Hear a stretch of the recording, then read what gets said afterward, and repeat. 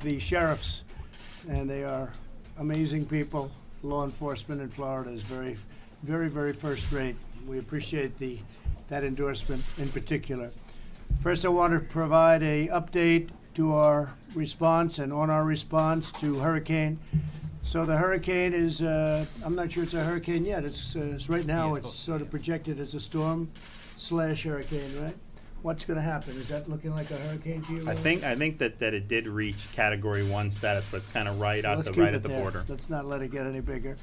But it's pretty severe nevertheless. A lot of water coming in. It's approaching the Florida coast. The storm's already passed through Puerto Rico and the Virgin Islands, and I've approved emergency declarations for both of those areas. FEMA is closely coordinating with Florida, with your governor, happens to be on my right. Good job, by the way, Ron. You're doing a great job.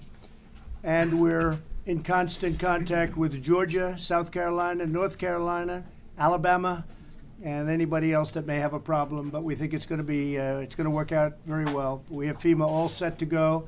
In some of those states, they're already there. I ask all of those in the path of the storm to follow the guidance of your state, local, and tribal officials. My administration will be here for you every single step of the way. We've done everything we can do, and now we're just waiting for the storm. And I guess it's right behind me. It's following me. We're grateful to be joined by Health and Human Services Secretaries doing a fantastic job on COVID, or whatever you want to call it. There are many different names. All we know is it came from China, and they shouldn't have let it happen. But Alex Azar is here. Thank you, Alex, very much. Governor Ron DeSantis doing a fantastic job. Thank you. Previous governor and now Senator Rick Scott. He's representing Florida very well in Washington, and I just spoke with Marco Rubio, and likewise he's doing a great job, and he sends his regards. State Senator Wilton Simpson, thank you very much, Senator. Great job you're doing. State Representative Daniel Perez. Daniel, thank you, Daniel, very much. Pinellas County Commissioner Kathleen Peters. Hi, Kathy. Thanks very much. And CEO Safety Net Hospital Alliance of Florida, Justin Senior. Thank you. Thank you, Justin, very much for being here. So we continue to take very aggressive action to combat the virus in Florida. And your state officials are amazing. They've been working so hard. The rate of positive cases in Florida has now declined. It's declining. And hospitalizations are declining in most places and pretty steadily. And we think there's going to be a big decline starting very soon. There is currently over 21% inpatient hospital bed capacity available, so there's plenty of bed capacity, and over 16% ICU capacity available, and some of that's going to be emptying out as people get better. They do get better, and they get better pretty fast. Statewide, we're providing additional resources and personnel to help save lives. We remain concerned about Florida, about Miami, and in a certain area of Miami in particular, but local officials are working very hard, and we think we have that one on the right step also. The test positivity rate has declined over the last week, and in some cases very substantially, as have hospitalization levels, but we must further reduce the spread, and that's what we're doing. We're working closely with health officials on the ground to support this effort. The single best way to defeat the disease is personal responsibility. You've heard me say it. You've heard a lot of people say it, actually. I urge all Americans to protect the elderly. The fact is you have to do the social distancing thing. It's a very important. Socially distance, wear a mask when you cannot avoid crowded places or socially distance, and wash your hands as often as possible. Almost half of all deaths nationwide have been in nursing homes and assisted living centers, and I have to say the state of Florida, with regard to the nursing homes, has done an incredible job, really an incredible job. They watched what was happening in some places, even beyond our own country. The other countries, they were seeing what was happening with the elderly, and particularly in nursing homes, and Ron, you've done a great job on that. We appreciate it.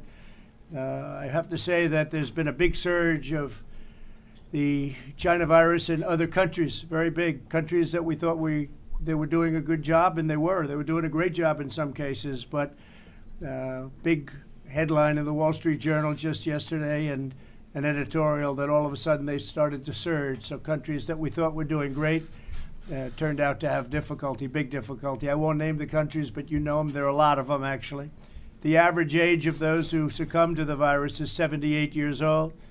We're also closely monitoring the situation in Latin America and its impact in the United States. Latin America has more confirmed cases than anywhere else in the world, actually substantially more. They're having a hard time. We've sent many ventilators to Latin America. We've sent many ventilators to different countries in Europe, Africa, and all over the world. We're making thousands of ventilators now a month. We started off with essentially very little, and we've become a ventilator manufacturer, so to speak, and we're helping a lot of countries. We've sent them to France. We've sent them to Italy, a lot to Italy. We sent them to Mexico. We sent them to Russia. Moscow's having a tremendous problem. And we've sent them to a lot of different countries, many. And we have a full supply in our country. The amazing thing is we started with very few, and not one person that needed a ventilator did not get a ventilator. So that's a pretty amazing statistic. We have nearly 1,400 federal personnel on the ground already in Florida, including personnel supporting nursing homes. We have doctors, military doctors. They're incredible and very talented people, and frankly, they're very brave people, but they're all over the state helping with your medical folks. And Ron asked if he could get some extra people here. We did it immediately. In the last week, we've opened 5 new surge testing sites in Florida, in Fort Lauderdale, Hollywood Beach, Pompano Beach, and 2 in Miami. We're sending rapid test kits to 701 Medicare and Medicaid certified nursing homes in the state. We've also sent multiple shipments of protective equipment to all of the nursing homes. And as I said, on ventilators, I can also talk about in Florida and Miami, they have everything they need. They don't need any. We've sent a lot. They don't need any. Testing-wise, we've tested almost 60 million people throughout the country, which is about 6 times more than any other country, close to 6 times more than any other country. We have, if you look at India, they're at 11 million. We're going to be at over 60 million, so they've done a tremendous job in testing, considering we started off with very little. It was a unknown disease, and it was an unknown test. FEMA, HHS, and the private sector have delivered more than 10 million N95 masks, 43 million surgical masks, 19.7 million gowns, and 1.3 billion medical gloves to Florida. 1.3 billion gloves, Ron. We've secured 90% of the world's supply of remdesivir, which has been very, very successful, and have sent over 143 vials to Florida hospitals as a really something that's very special, and we're working on very hard. Operation Warp Speed. Today we reached a $2 billion agreement with Sanofi and GSX to conduct clinical trials and mass produce 100 million doses of vaccine. What we've done is rather incredible, I have to say. We have many companies, great companies, Johnson & Johnson, Merck, Pfizer. Many companies are very close to getting the vaccine. We think it's going to be in a very short time from now. And we're set with our military to deliver the vaccine. We have a tremendous military delivery service, and that will be doing it. It's called logistics, and they will be taking the vaccine and bringing it all over the country. And I'm sure that we'll be supplying it beyond our country also, but we're going to have it very soon. We're also having tremendous work done on other treatments other than vaccines. So we have a lot of great things in the pipeline. I think things that are going to be really spectacular. I'm very excited about therapeutics, because therapeutically I think we have answers that are really looking good. In fact, if I had my choice, I'd probably initially maybe you go with the therapeutics, because you walk into the hospital, they get a shot, or they do a transfusion, depending on the company and what they're doing, and a short time later, just people get better. So we're looking at that very, very strongly. I just want to thank Rick and Ron and everybody. They've done really a fantastic job. We've worked together so long and so hard, and this is something that came upon us. It should have never happened, but it came upon us. And there's been great bravery from our doctors and our nurses, our frontline people. And we're very proud of what's happening, and we'll get rid of it. We'll beat it, and it'll be soon. We want to get our schools open. We want to get our businesses open. Much of the country is open. We've set records on number of employees and hiring and employment. Basically, if you look at the number, I think last month was the highest number ever hired in 1 month, and the month before that, we broke that record. So from that standpoint, we've done well. Retail sales set a record last month. So we're doing really record increase. So we're doing really well. And I think this will end hopefully very soon. But we're fighting hard and we're fighting smart. And I'd like to ask your governor to say a few words. Please, Ron. Thank you, Mr. President. Welcome back to Florida. Thanks for all your support. We are monitoring very closely the track of Hurricane Isaias. Both the 11 a.m. and the 5 p.m. advisories from National Hurricane Center tacked it a little bit closer to the Florida coast. I think it's pretty clear we will get, at a minimum, tropical storm force wind impacts, likely hurricane force wind impacts. We don't know for sure whether the eye will actually interact with the coast of Florida. We're looking actually probably northern part of Palm Beach County, maybe a little bit north of that is kind of where they're going. Obviously, we'll know more. So I would just urge Floridians, just particularly if you're from Deerfield Beach up until the Brevard-Volusia area, you are under a hurricane watch. Make sure you have your plan. Make sure you have 7 days of food and supplies and medicine. There could be some power outages, and it's an ongoing, very fluid situation. As it does move west, it's kind of weakening a tad, and if it strengthens, we think it may end up going further east, but just continue to listen to your local officials. We'll be providing updates multiple times a day throughout the weekend, and obviously the federal government's been great helping. We did submit for a landfall emergency declaration, so we look forward to that support. And we also want to thank the administration for supporting us with the fight against COVID-19. Anytime we needed anything, we would talk to the president, vice president, and we would get it. So when we started to see the hospital admissions really pick up, the doctors were prescribing more remdesivir. So we told them, hey, you guys have been sending us enough for when we had very low census. Now that the census is higher, can we get more? Can we move up these shipments? And Alex was involved, the president.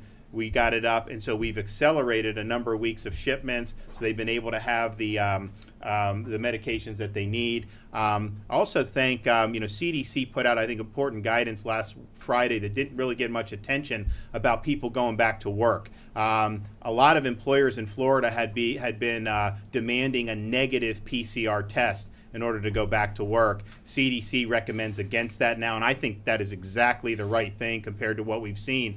These PCR tests, you can test positive for 12 weeks. So we have people that are not infectious, have no live virus, and they're getting a positive test 10 days, 20 days out. And so CDC recommends going to a symptom-based approach. We've put that out, the state of Florida, to all the employers. The symptom-based approach really is the more effective approach, and I think that will just help people be able to go. If you're symptomatic and you test positive, obviously, we're inferring live virus there, but the asymptomatic, a 12-week window, and we really don't know whether you're infectious or not. So I think what we're going to be doing, because of what you guys have just sent us additionally, the wait times on the labs, it's just gotten backed up. We're doing so many tests. Sometimes it takes 7 to 10 days to get the results back. So what we're going to do is we've already focused on our symptomatic test takers, which are a minority of the people testing. We have agreements with labs to get it turned around quicker. And then the federal government has sent us these point-of-care antigen tests. So we're going to have 1,250 of those a day. So we're going to convert some of our bigger test sites into point-of-care antigen testing for symptomatic and elderly people, probably in Miami-Dade. So this way, they get the result in 15 minutes, which is good for them, and then it gets reported to the state, so we have a real-time understanding of the positivity, everything's going on. When we get the test results reported, some of these tests are from 2 or 3 weeks ago, and these data dumps. So I think it'll help us be able to understand the prevalence better. So that's an important tool. So I just wanted to say thank you for sending those machines to us. And you have the numbers in 5 minutes to 15 minutes or something like that. That's correct. Especially for the elderly. Rick Scott, please. Sure. Well, first off, when I was governor, you were very helpful in the hurricanes we had, and I just want to tell you, I talked to the governor of Puerto Rico this morning, and she was very appreciative. Good. You have FEMA's there. FEMA's being helpful. They've got some flooding, so she was traveling the island. But I said, is there anything you need out of the federal government? And they said, you guys have done a great job. That's great, Rick. Thank you very much. Thanks for doing that. And I just want to thank you for your commitment to the vaccine. I know that'll be a game changer when that happens, and I know you and your administration have been very aggressive at making sure that happens in the testing. So I just want to tell you, I think you've done a great job trying to make sure everybody is getting this done as quickly as possible. Right. I think the governor is saying some of the issues that I'm sure a lot of states are having, but I know the Trump administration is working hard. I want to thank Secretary Azar. His team has done a great job. I want to tell you, Steve Hahn has done a great job. I mean, if you look at what the president talked about with regard to therapeutics, that would not happen but for HHS and but for the FDA and the authority you gave to doctors to be able to make decisions and be doctors. And I know you're trying to get that information out as quickly as possible so people make good decisions. So I want to thank everybody. Thank you, Rick. And the speed of approval is just a tiny fraction of the time that it would have been in let's say another administration. It's the FDA has been fantastic. They're getting things through, Ron, at levels that nobody ever thought possible. We're close to a vaccine. We think we're close to a vaccine, and that's been a matter of months as opposed to many years. It could take many years, and we think we're going to have a great answer very, very soon. Alex, please. Sure. Thank you, Mr. President. So we're working very closely with FEMA as well as with the emergency authorities here in Florida on the hurricane situation. And of course, would advise all Floridians follow the advice of your state and local leaders as to what to do. But that advice may be a little bit different this time because of COVID. So normally you might evacuate. This time more advice is going to focus on sheltering in place for Floridians who live at home, as well as for those in long-term care centers like nursing homes or for people who are hospitalized. In addition, we're recommending and working with the state to establish shelters that would be non-congregate places for sheltering in place. If you do end up in a place that's a congregate setting, it's the same advice that we give in a non-emergency situation. Wear face coverings, practice good physical distance, good personal hygiene. As the president said, we've had I think it's a historic 24 hours on the development of therapeutics and vaccines under the president's Operation Warp Speed initiative. Yesterday afternoon, the president made a historic national call to action for people to donate plasma. So I call on Floridians, please, if you have tested positive and recovered from COVID, go to coronavirus.gov and learn how you can donate your plasma and save lives. Through the American Red Cross, through America's blood banks, you can make a real difference. And then, as the president said just this morning, we announced the sixth vaccine candidates from Sanofi GSK, 100 million doses with an option for 500 million more. So that's now 6 major historic investments to bring us vaccines coming into the fall. And then also today, out of our National Institutes of Health, the RADx initiative led by Dr. Collins, which is next generation testing and diagnostics, announced $250 million of funding on 7 novel diagnostics that we're investing in that we believe could bring millions of additional diagnostics to the table as soon as September. Thanks to your leadership. Thank you very much, Alex. I appreciate it.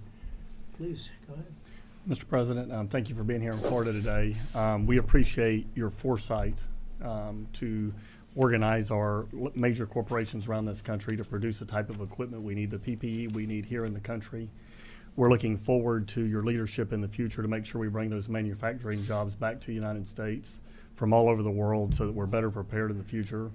You work very closely with our governor. The governor did a tremendous job making sure that we were protecting our most vulnerable. And so the state of Florida really shut down the long-term care facilities and nursing homes and other facilities. And it was the leadership from your administration and the governor's office that allowed that to happen.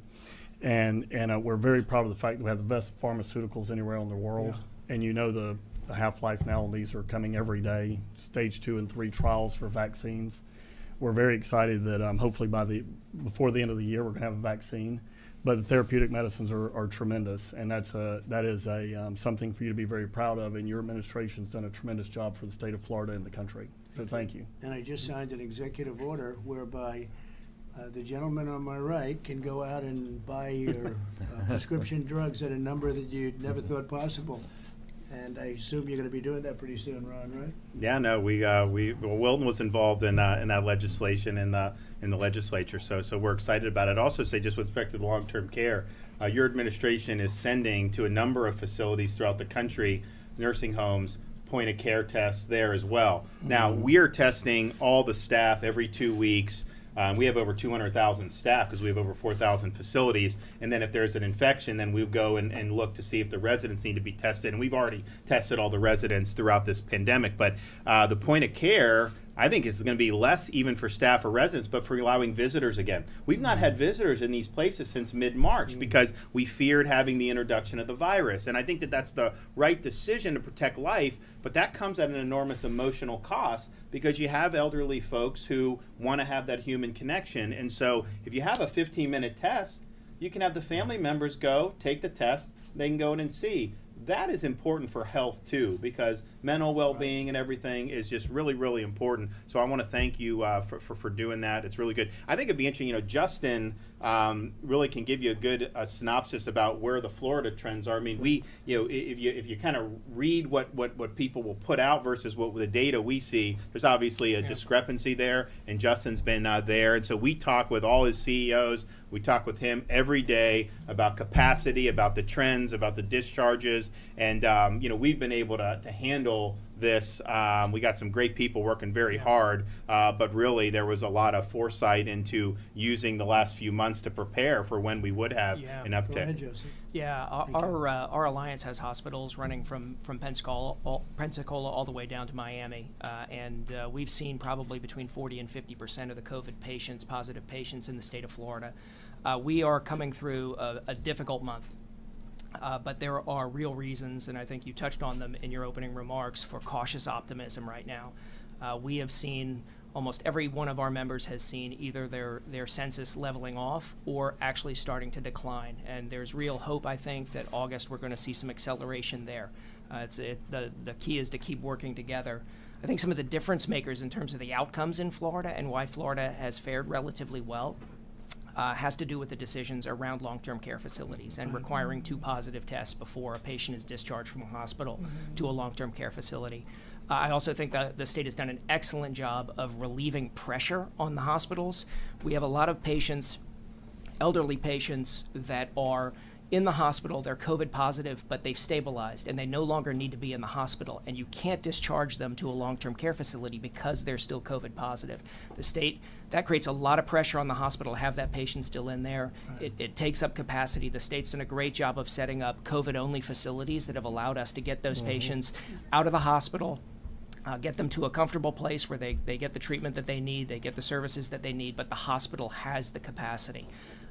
Our hospitals are all participating in these clinical trials. Remdesivir was one that our hospitals participated in. They're participating in the antibody studies, and we have a lot of hope on those as well. And I think that the cooperation between the state, federal government is something that we've certainly seen firsthand, and we definitely appreciate all the work that's gone in. Well, you've really done a good job in the nursing homes. When I look at you compared to other places, frankly, you've really done a great job in nursing homes. I know you focused on it, but that's been a very good situation compared to other places. Yeah, and I mean, so, when we did these COVID-only facilities, our thought is, one, we're doing testing in the nursing homes. There's a lot of nursing home residents who don't develop really significant symptoms either. But if they can't be isolated in the nursing home, where can you do? You can send them to the hospital, but they don't need to be hospitalized. So we have these facilities that can accept the transfers. Then when they clear the illness, then they go back. So it's good for the resident if they don't have to be in the hospital, not have to go. But then for the other residents to not have somebody there spreading it, because that, we obviously don't want to see it spread anywhere. But if there's one place we don't want to see it spread, it's in the long-term care facilities. Well, that's been really an amazing job. Kathleen, please. Thank you, Mr. President. It's an honor to be here. I want to thank you and your administration and the governor and his administration. I've had the wonderful privilege of serving as a mayor of a city and then the House of Representatives and now as a county commissioner. And I've always held very tight to home rule. And I think that our success, particularly in Florida, is because you left it to the local communities to determine what was right for each individual community. And I think that way we were able to strategically come up with our approach that would really be comprehensive. And when we needed help, Governor, your departments were there. They were right there to help us. And the CARES Act that we received, $170 million, helped us not only prepare for PPE, and do training and testing. But we've done a lot of training in every single nursing home, and that's something where ACA really stepped up and helped us with and made sure that we had teeth that we could go in there and really ensure that they allowed us in, because at first they didn't even allow us in.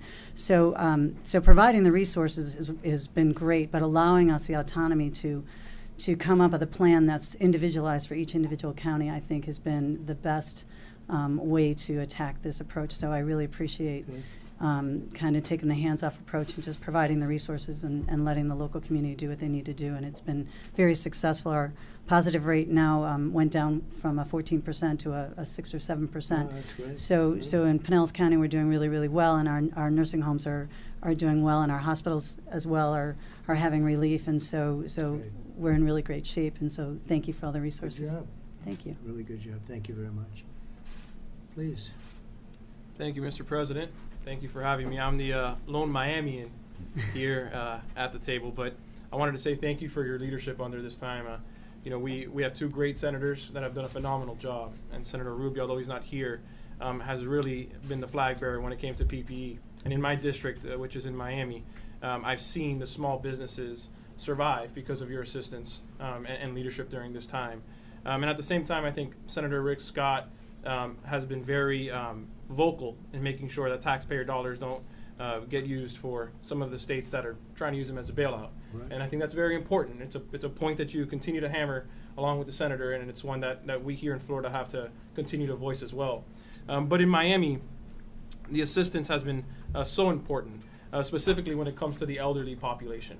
I think there's a stat that I had seen a couple days ago that's stuck in my mind, which was roughly around $80 million has been used for meal assistance for the elderly. And I have a very elderly population in my district. And that comes out to about 9 million meals for individuals that are not able to go out for reasons that are private to their own, but nonetheless wouldn't be possible without your leadership. So on behalf of Miami, we want to say thank you very much, and once again, welcome back home to Florida. That welcome on the way over here. I've never been a part of a motorcade, Mr. President, but I got chills. The love here for you is very real. That was an amazing group of people, wasn't it? Yes, sir. As long as we rode, and we rode a long time, we had tremendous crowds, and we appreciate it, and we love Miami. We'll take care of it. Okay? Yes, sir. Great job you're doing. Do you have any questions, please, for anybody? Mr. President, how concerned are you about your political standing in Florida, given the number of deaths we've been seeing in recent days? Well, based on the polls, I'm doing very well in Florida, and the local government is doing a fantastic job. I think we're doing really a fantastic job, and we're getting everything that they need. They've, for the most part, had it anyway. We had it all stocked up and stacked up, and you remember I used to say the cupboards were bare federally from the federal standpoint. We had very empty cupboards. Whether it was the military or the cupboards for medical, they were bare.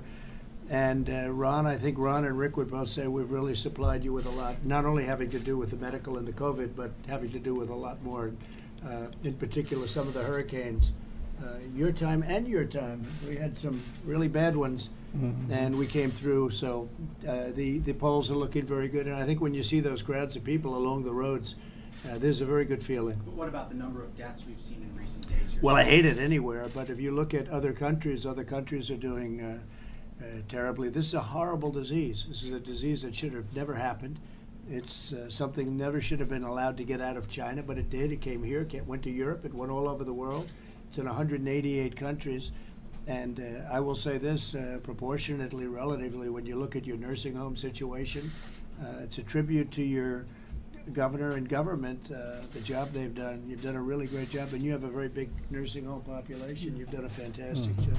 So I think we're doing really well in Florida. Yeah. Mr. President, you told Axios in an interview earlier this week that you did not bring up the intelligence assessment with Vladimir Putin, that they had been placing bounties on our soldiers' heads. You said it was because no one had brought it to your attention, but it wasn't your presidential daily briefing. Have you been reading that briefing every day? I read it all the time. I see it all the time. It was never brought to my attention. I think it's another Russia hoax. They've been giving me the Russia hoax, Shifty Schiff and all these characters from the day I got here.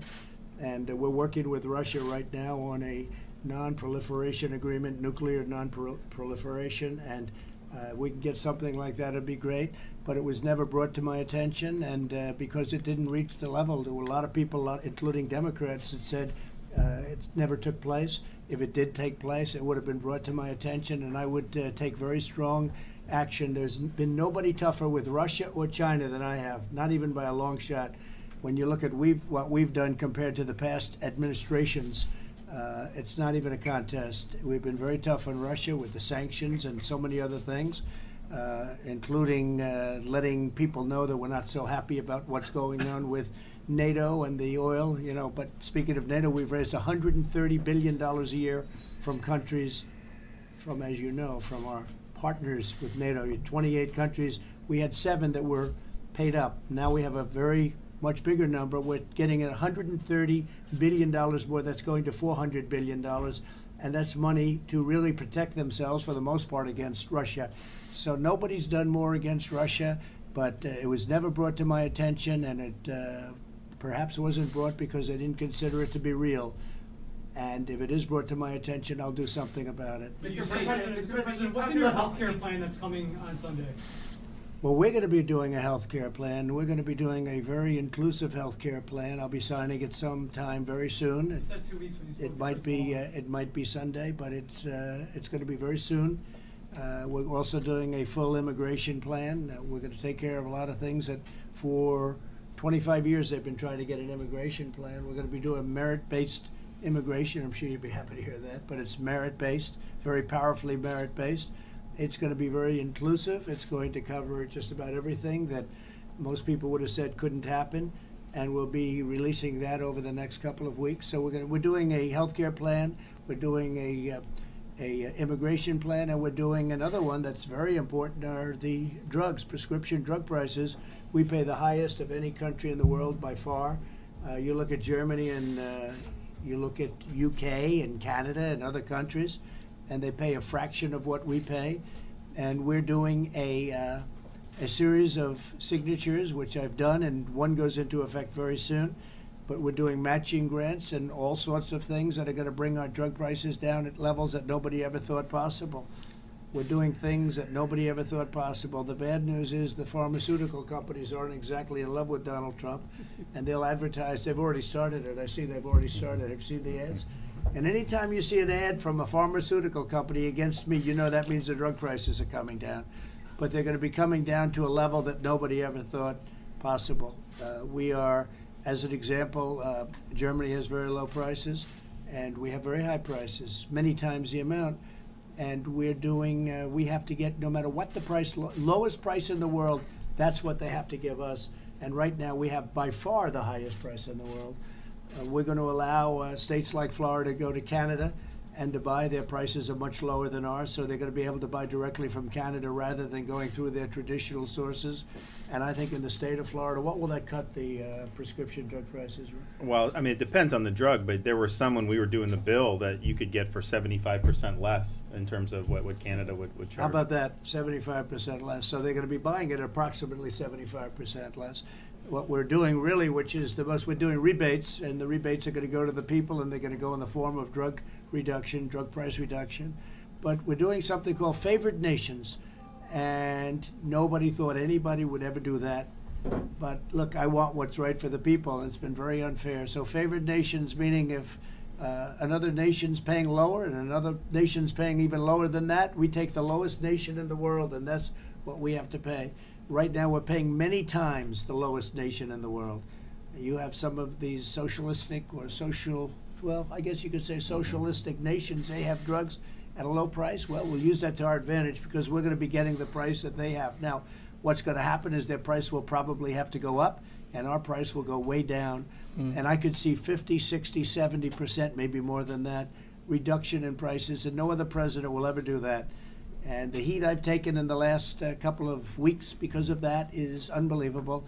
And frankly, the ads I've taken are unbelievable. It's sort of incredible. You see drug companies taking these massive ads. When we did our bill, I've never seen more ads in Florida, but the pharmaceutical was doing. I mean, I have young kids. I'm watching like Paw Patrol with them, and it goes to commercial, and it's saying that Florida, they're going to bring in all these drugs from Djibouti. It's going to kill everybody. So I mean, it was unbelievable how they papered the airwaves. A lot of money. You'll be buying the same drug that you paid a fortune for half the price, maybe better than that even, and the exact same drug made maybe in the same factory, the same company, and you're going to be paying a fraction of the price.